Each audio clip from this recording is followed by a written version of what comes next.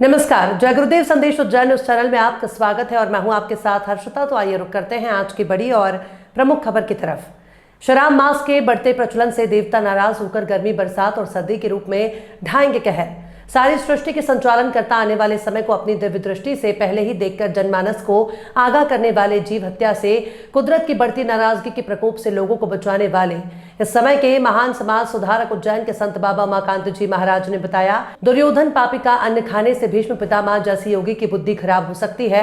तो जब लोग अंडा, मांस, मछली खाएंगे, बुद्धि नाशक नशा करेंगे तो बुद्धि कहां से सही रहेगी। उन्होंने कहा कि मांसाहार की वजह से अपराध, भ्रष्टाचार बढ़ता चला जा रहा है। इंसानों ने जब से प्रकृति के नियम को तोड़ा, देवताओं को नाराज किया, तब से परेशानियां, आंधी, आफत आने लग गई।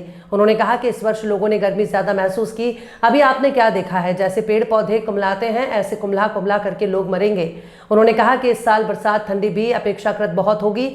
उन्होंने कहा कि पहले कुदरत एक एक के जरूरत भर ठंडी गर्मी के लिए रेगुलेटर बटन लगा देती थी। आपको सतयुग के बारे में अभी पता ही नहीं है। उन्होंने कहा कि गंदी चीजें छोड़ो, जिससे बुद्धि सही रहे, जिससे चरित्रहीनता न आए।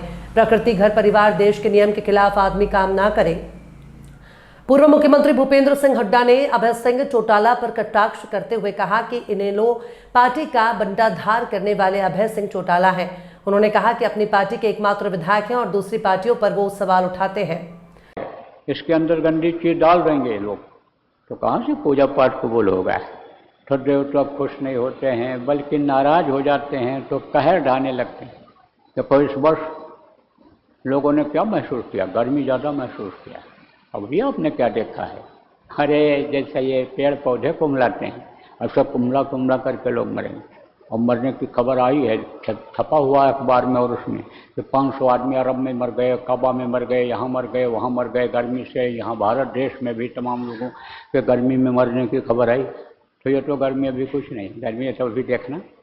इस साल बरसात भी देखना, पिछले सालों की अपेक्षा काफ़ी होगी, और ठंडी का भी आप अनुभव कर लेना, जबकि पहले ऐसा कुछ नहीं था।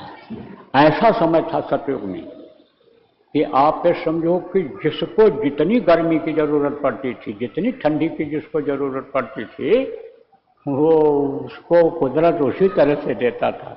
पढ़ा कहाँ आपने सतयुग का इतिहास, जानते कहाँ हो आप सतयुग को।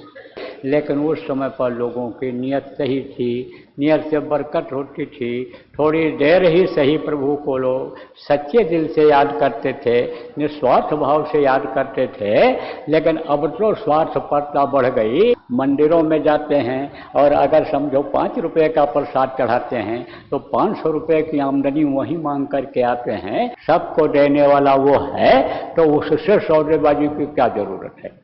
लेकिन स्वार्थपरता में आदमी आप ये समझो ये सब करने लग जाता है।